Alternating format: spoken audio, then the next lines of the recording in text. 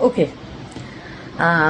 This is not a clarification or neither a justification, but since এটা এত লোকজন আমাকে সকাল থেকে ফোন করছে বা জানার চেষ্টা করছে বা বিভিন্ন মিডিয়া থেকেও আমার কাছে ফোন করছে, আমার মনে হয় আমার তরফ থেকে হয়তো একটা জানানো উচিত। আমার একটা বিশেষ, আমি একটা পোস্টার ধরে দাঁড়িয়ে রয়েছি, সেইটা ভাইরাল করা হয়েছে এবং সেখানে ছবিটা দেখলেই বুঝতে পারবেন কি কেন কি বৃত্তান্ত। তো ওখানে আমি যতই বিজেপি বিরোধী হই, আন্ধভাগ বিরোধী হই বা মোদি বিরোধী হই, আমাকে কেউ দেশদ্রোহী আখ্যা দিলে সেটাও যেরকম ভীষণ মানে হাস্যকর ব্যাপার, সেটাই একই রকম হাস্যকর হচ্ছে যদি কেউ মনে করে যে ওই রকম ছবির মানে আমি ইচ্ছা করে এই ছবিটাকে আমি হাতে নিয়ে দাঁড়িয়ে করেছি। পেটে তো একটু শিক্ষা দীক্ষা আছে। এটা এটা দিল্লি থেকেই পোস্টারিংগুলো হয়েছে। সেটা ওই অত লাখ লাখ হাজার হাজার ছেলে মেয়েদের মধ্যে ওই ঘামের গন্ধ, ওই অর্গ্যানিক মাঠে দাঁড়িয়ে বিপ্লব যেটা, মাঠের ভেতরে দাঁড়িয়ে বিপ্লব যেটা, এবং ওই রকম একটা বিপ্লব, ওই রকম একটা আন্দোলন, এবং সেখানে যখন লাঠি চার্জ করা হচ্ছে মহিলা পুলিশ এবং এমনি পুলিশও, তখন কিন্তু আমি আর 5টা যুব ছাত্রদের সাথে আমিও দৌড়েছি। এটা আমার জীবনের প্রথম এরকম একটা অভিজ্ঞতা। অনেক প্রতিবাদ মিছিলে গেছি, অনেক মিটিং মিছিল সভা অনেক কিছু করেছি, কিন্তু এইটা হয়নি।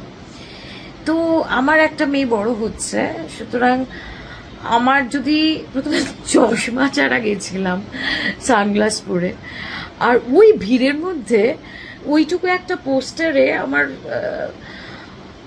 মোদিজির বিলো দ্য বেল্টের দিকে আমার চোখটা যায়নি। কি করব বলুন তো? একটু জেনারেলি মেয়েদেরকে জিজ্ঞাসা করবেন, মানে শতকরা 95% মহিলারা বলবে যে আমরা যদি কোনো পুরুষ মানুষকে দেখি, আমরা তার প্যান্ট দেখি না, প্যান্ট বা তার নিম্নাগ্নে দেখি না। সুতরাং সেখানে মোদিজির এরকম একটা ছবি, ওটা দেখে মজা লেগেছে। ওই কতগুলো ছেলে যাচ্ছিল, তারা প্রতিবাদে তারা পোস্টার দিয়ে করেছে, ছবি তুলতে এসেছিল, পোস্টারটা হাতে নিয়ে ছবি তুলেছি। আর দেখিও নি পোস্টারটাকে ঘুরিয়ে, সময় ছিল না, কারণ পুলিশের লাঠিচার্জ হচ্ছিল। তারপরে শুনছি আমার নামে অনেক কিছু হচ্ছে, আমাকে ইমিডিয়েট অ্যারেস্ট করার হচ্ছে। একটা কথা বলি, আপনারা বলেছেন যে ভয় আউট ভরসা ইন। তা আপনারা তো মানুষের মধ্যে ভয় ধরানোর চেষ্টা করছেন। এমন শাস্তি দেবেন নাকি আমাদের মাননীয় মুখ্যমন্ত্রী যে 3 পুরুষ মানুষের মনে থাকবে, এরকম শাস্তি দেবেন?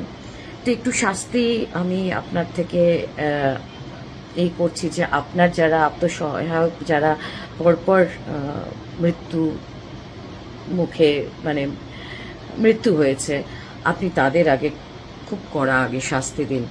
তারপরে আমাদের যারা আন্দোলনকারী বা আন্দোলনকারীদের সাথে কিছুটা হলেও যুক্ত হয়ে নিজেদেরকে একটা ঐতিহাসিক আন্দোলনের সঙ্গে থেকে নিজেদেরকে ধন্য মনে করছি, তারপরে আমাদের শাস্তি যদি মনে করে থাকেন, আমার হয়তো তলার দিকে, এরপরে আমি বলে দিচ্ছি, পুরুষ মানুষের যে কোনো কিছু হলে আগে নিচের দিকে দেখব, তারপরে তার চোখের দিকে তাকাবো বা তার কথা শুনবো। সুতরাং আমার মতো মানুষ যারা ধৃতিমান, আমার সঙ্গে যিনি ছিলেন, অভয়া মঞ্চের যারা দেখেছেন তাকে, he is one of the four runner amongst many. তো আমাদের রুচিতে বোধহয় ওইটা করা সম্ভবপর ছিল না। এটা বলে রাখা, এরপরে আপনাদের যা মনে হবে আপনারা করবেন। আমাকে যদি অ্যারেস্ট করার ইচ্ছা হয় করবেন, আমাকে ফাঁসিতে চড়ানোর ইচ্ছা হয় চড়াবেন। আবার একটা আন্দোলন হবে, আমি শিওর আর একটা আন্দোলন হবে। আপনারা তৈরি তো? আমি তৈরি।